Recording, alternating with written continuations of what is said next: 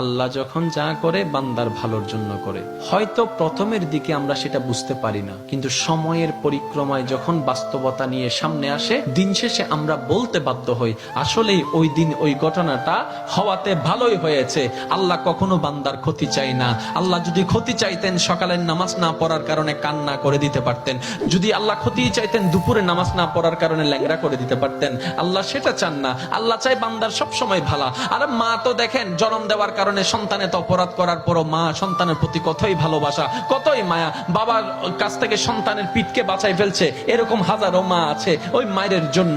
কিন্তু আল্লাহ পাক রব্বুল আলামিন বান্দার উপর কতটুকু ভালোবাসে দিয়েছেন সেটা আমরা বান্দারা বুঝতে পারি নাই বলে শয়তানের ফাঁদে বারবার পা দিয়ে আটকাই যাচ্ছি। মনে রাখবেন, মনের মধ্যে কথাটা বসাই ফেলবেন, আল্লাহ যখন যা করে বান্দার ভালোর জন্যই করে।